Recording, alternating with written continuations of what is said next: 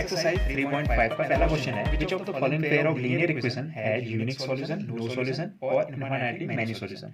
तो हमको पहले ये चेक करना है कि किसका यूनिक सॉल्यूशन होगा, किसका नो सॉल्यूशन होगा या इनफाइनाइटली मैनी सॉल्यूशन होगा। In case there is a unique solution, अगर किसी का सॉल्यूशन यूनिक सॉल्यूशन आने की पॉसिबिलिटी है तो ये find it by using cross multiplication method. आपको उसको क्रॉस मल्टीप्लिकेशन मेथड का इस्तेमाल करते हुए फाइंड भी करना है यूनिक सॉल्यूशन के केस में।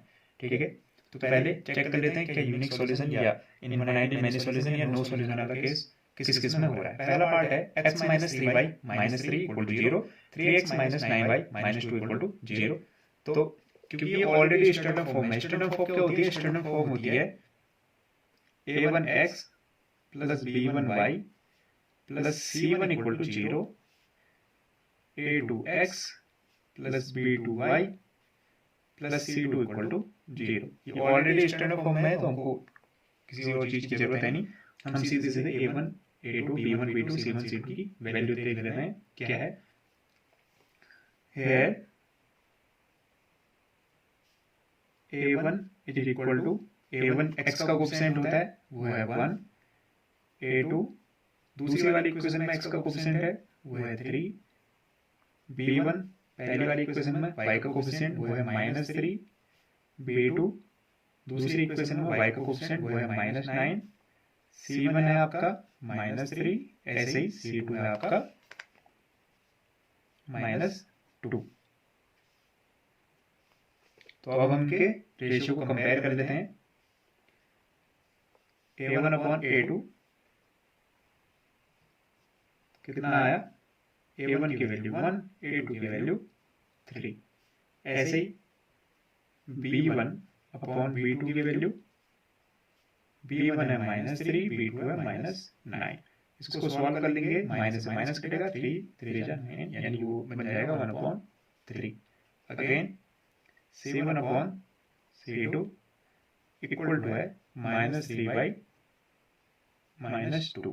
तो सॉल्व करने पे बन जाएगा 3/2। तो हमको सीधे सीधे दिख रहा है कि a1 अपॉन a2 की वैल्यू b1 अपॉन b2 के है, और लेकिन c1 अपॉन c2 के इक्वल नहीं है। तो हमको यहाँ क्या दिख रहा है, हमको यहाँ दिख रहा है क्लियरली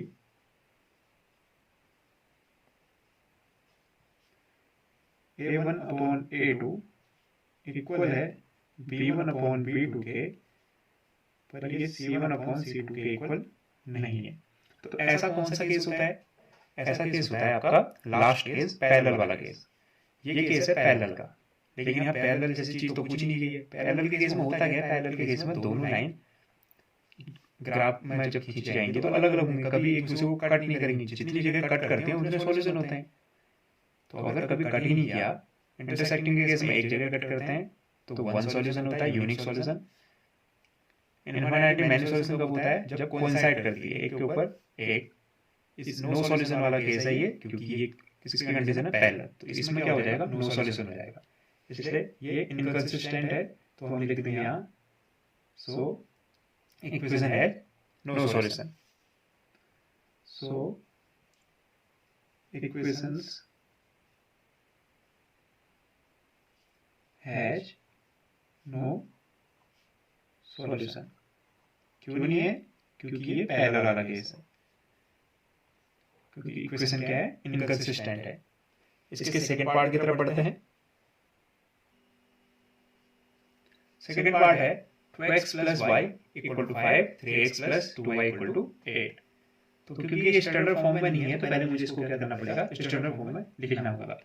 ठीक है, तो स्टैंडर्ड फॉर्म में जब मैं इसको लिखूंगा ये कन्वर्ट होकर बन जाएंगी 2x plus y minus 5 equal to 0, 3x plus 2y minus 8 equal to 0। अब मैं क्या कर लेता हूँ, a1 a2 b1 b2 c1 c2 को कंपेयर कर देता हूँ। यहाँ a1 क्या होगा 2, a2 क्या हो जाएगा 3, ऐसे ही b1 हो जाएगा 1 और b2 हो जाएगा 2, ऐसे ही c1 हो जाएगा -5 और c2 हो जाएगा -8। ये हुआ। अब हम क्या कर लेते हैं, रेशियो को कंपेयर कर लेते हैं। A1 अपॉन A2 की वैल्यू कितनी आएगी, 2/3। ऐसे ही B1 अपॉन B2 की वैल्यू आएगी 1/2। ऐसे ही C1 अपॉन C2 की वैल्यू आएगी -5/-8, जो सॉल्व होकर होगा 5/8। तो क्लियरली हम देख सकते हैं कि कोई भी पार्ट एक दूसरे के इक्वल नहीं है। यहां से clearly A1 upon A2 does not equal to B1 upon B2 does not equal to C1 upon C2। ये कौन सा केस है, ये केस है इंटरसेक्टिंग का केस। इंटरसेक्टिंग के केस में कितने सॉल्यूशन होंगे, जितनी जगह इंटरसेक्ट करेगा। तो इंटरसेक्टिंग के केस में सिर्फ एक जगह इंटरसेक्ट करता है, सॉल्यूशन भी वन सॉल्यूशन होगा, यानी यूनिक सॉल्यूशन होगा। तो क्वेश्चन में कहा गया था अगर सॉल्यूशन है यूनिक सॉल्यूशन तो आपको उनको फाइंड भी करना है। कौन से मेथड से, बाय क्रॉस मल्टीप्लिकेशन मेथड। तो हम लिख लेंगे, so given equation, given system of equation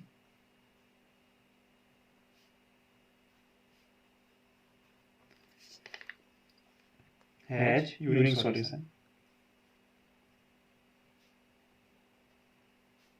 unique solution, क्योंकि इसका यूनिक सॉल्यूशन है तो मुझे उसको क्रॉस मल्टीप्लिकेशन मेथड से फाइंड भी करना होगा,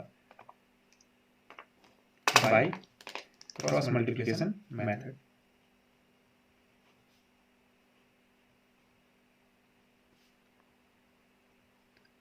क्रॉस मल्टीप्लिकेशन मेथड से मैं आंसर फाइंड करने की कोशिश करूंगा,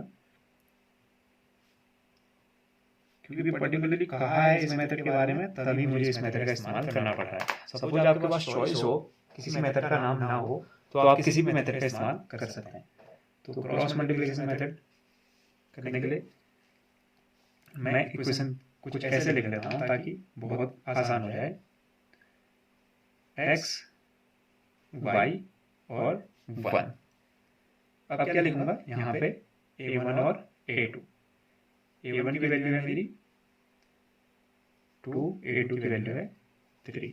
ऐसे ही B1 और B2 1 एंड 2, यहाँ पे -5 और -8, और इधर मैं फिर से लिखूंगा A1 और A2 यानी 1/1 एंड 2। तो करूंगा क्या, होता क्या है, ये जो 1 है यानी इधर A1 ये मल्टीप्लाई होता है इधर।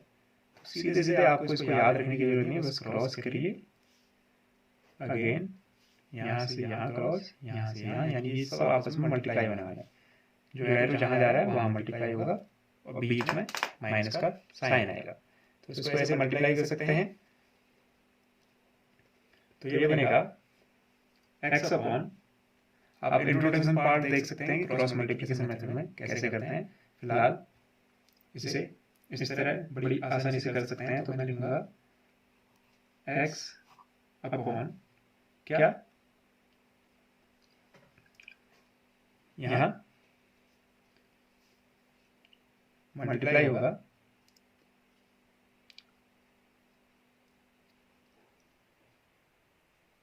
तो सेकेंड पार्ट है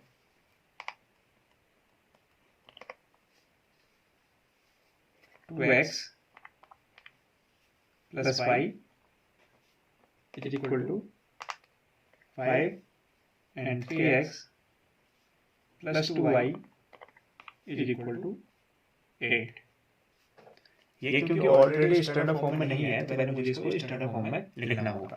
स्टैंडर्ड फॉर्म में लिखने के लिए ये 5 को इस तरफ और 8 को भी इस तरफ लिखना होगा। तो स्टैंडर्ड फॉर्म में ऐसे हो जाएगा, ये 2x प्लस वाई कन्वर्ट होगी इक्वेशन, ये बन जाएगी -5 इक्वल टू 0। ऐसे ही सेकेंड इक्वेशन बन जाएगी 3x plus 2y -8 equal to 0। तो इसमें से A1 की वैल्यू हो जाएगी 2, A2 की वैल्यू हो जाएगी 3। ऐसे ही B1 B2, B1 की वैल्यू हो जाएगी 1, B2 की वैल्यू हो जाएगी 2, ऐसे ही C1 C2 C1 की वैल्यू हो जाएगी -5, C2 की वैल्यू हो जाएगी -8। तो क्या करना है, रेशियो को कंपेयर कर लेते हैं। A1/A2 इज इक्वल टू हो जाएगा 2/3, B1/B2 इज इक्वल टू हो जाएगा 1/2, C1/C2 इज इक्वल टू हो जाएगा -5/8, जो बन जाएगा 5/8। तो क्लियरली मुझे क्या दिख रहा है, मुझे ये दिख रहा है कोई भी रेशियो आपस में इक्वल नहीं है। नहीं A1/A2 B1/B2 भी इक्वल है, नहीं B1/B2 C1/C2 भी इक्वल है। तो ये कंडीशन होती है इंटरसेक्टिंग की कंडीशन। इंटरसेक्टिंग मतलब जब लाइंस आपस में एक दूसरे को वन पॉइंट पर कट करेंगी, क्योंकि वन पॉइंट पर कट कर रही है इसलिए सॉल्यूशन क्या होगा, यूनिक सॉल्यूशन। तो मैं लिख सकता हूँ सो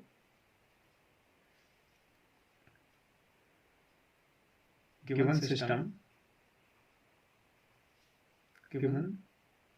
system of equation has unique solution. क्योंकि यूनिक सॉल्यूशन है तो क्वेश्चन में कहा गया है यूनिक सॉल्यूशन के केस में उसको क्रॉस मल्टीप्लिकेशन मेथड से फाइंड करना है। बाय क्रॉस मल्टीप्लिकेशन मेथड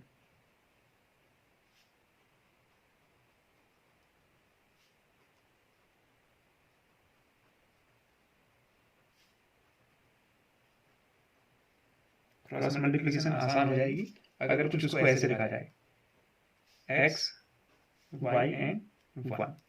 कैसे लिखते हैं, यहाँ पे लिखा जाएगा 1 एंड 2 यानी B1 और B2, 1 एंड 2 और इधर पे -5 और -8 और इधर पे 2 एंड 3 और यहाँ पे अगेन 1 एंड 2, 1 एंड 2। तो होता क्या है, ये मल्टीप्लाई हो जाता है इससे और ये मल्टीप्लाई हो जाता है इससे, यानी वाकई में क्रॉस मल्टीप्लिकेशन मेथड। इसको लिखा कैसे जाता है, लिखा ऐसे जाता है x अपॉन मल्टीप्लाई कर लेते हैं, 1 किससे मल्टीप्लाई होगा -8 से, 1 मल्टीप्लाई होगा -8 से तो रिजल्ट बना -8। फिर लगता है माइनस का साइन, फिर जाके मल्टीप्लाई होता है 2 5 से, -5 से, 2 5 जा 10 लेकिन बनेगा क्या -10 और ये -4 में लगा है तो -10। फिर बीच में इक्वल का साइन लगता है, फिर y अपॉन अगेन -5 मल्टीप्लाई होगा 3 से, 5 3 जा 15 लेकिन माइनस का 15 ये फॉर्मूले का माइनस होता है, 8 2 जा 16 माइनस का है -8 तो -2 -8 2 से मल्टीप्लाई होगा -16 और ये माइनस फॉर्मूले का है तो ब्रैकेट में -16 is equal to 1 upon again 2 multiply होगा 2 से, 2 जा 4 ये फॉर्मूले का माइनस 3 इंटू 1 3। तो इसको सॉल्व कर लेते हैं, ये बनेगा आपका x upon -8 minus minus +10 is equal to y upon -15 minus minus +16 is equal to 1 upon 4 में से 3 माइनस करेंगे 1। अगेन इसको सॉल्व कर लेते हैं, ये आएगा आपका x अपॉन 10 में से 8 माइनस 2 y अपॉन 16 में से 15 माइनस 1 और ये तो ऑलरेडी 1 है, 1 अपॉन 1। तो हम क्या करते हैं, फर्स्ट टर्म को थर्ड टर्म से कंपेयर कर लेते हैं, अगेन सेकंड टर्म को थर्ड टर्म से कंपेयर कर लेते हैं तो हमारी x और y दोनों की वैल्यू मिल जाती है। तो यहाँ पे कंपेयर करने पे मुझे रिजल्ट क्या मिलेगा, मुझे रिजल्ट मिलेगा x अपॉन 2 इक्वल टू 1। ठीक है, ऐसे ही कंपेयर करूंगा तो यहाँ से मुझे क्या मिलेगा, x यहाँ सीधे यहाँ चले जाएगा तो इससे आप क्या लिख सकते हो, x इक्वल टू 2।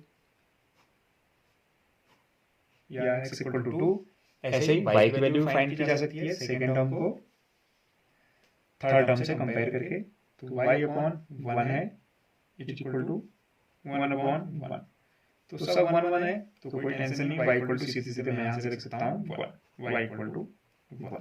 तो ये मेरा क्या है, आंसर है। y की वैल्यू आई मेरी 1 और x की वैल्यू आई मेरी 2।